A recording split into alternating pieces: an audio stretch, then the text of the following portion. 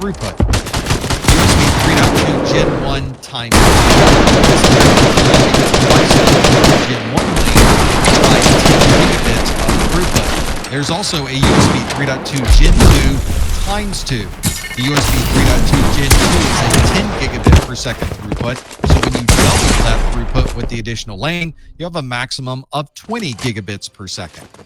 So here's the summary for USB 3.0, USB 3.1, and USB 3.2. You can see all of the standards with the old names of 3.0 and 3.1 are in this chart, and the USB 3.0 are listed on the left side, along with the names, the speeds, and the logos that are used for those standards. Another common peripheral connection type is a Thunderbolt connection. This is a high-speed serial connection that is able to put data and power on the same cable. Sometimes you see these early versions of Thunderbolt using this mini DisplayPort as the physical connection type.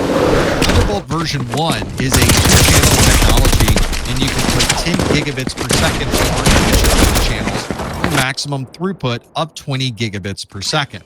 There's also a Thunderbolt version 2, which has aggregated those channels together, giving you a total throughput for anything connected to that Thunderbolt version 2 of 20 gigabits per second.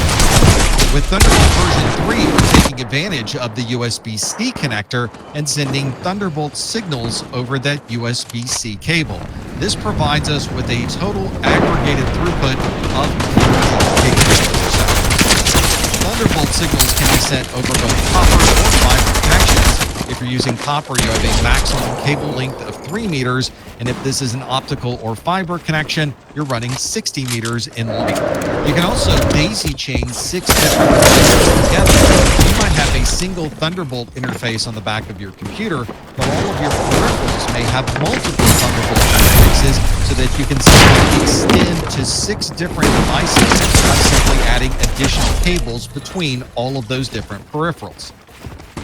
Before we had a universal serial bus, we were using 9-pin and 25-pin serial connections on our computers to be able to connect peripherals.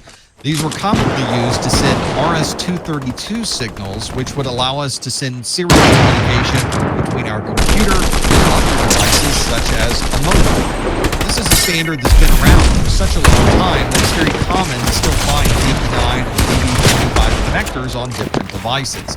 This is commonly used these days to connect to serial consoles that might be on a peripheral device. So if you're plugging in a switch, a router, or a firewall, you might use one of these serial console cables to connect to the device and be able to configure that device from the command line.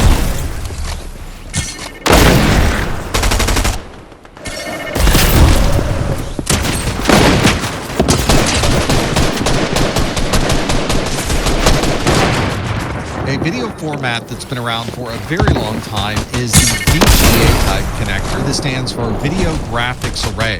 The connector itself is a DB15 connector, although technically that particular size is a DE15. Very often we just refer to this as a DB15 connector.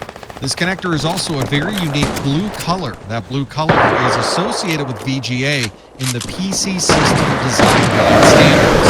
This is a standard that supports video displays, but it has no way to integrate audio signals within this video connection.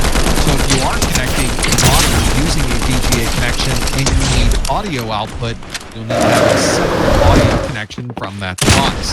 Unlike some of our newer video standards, this VGA signal is an analog signal. So as you extend this VGA signal beyond 5 to 10 meters, you'll see that the screen becomes fuzzier and more difficult to see as that signal degrades.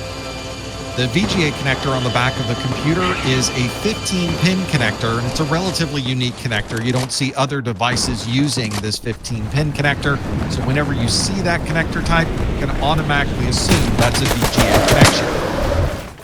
A more modern type of video connection is the HDMI connector, or high-definition multimedia interface.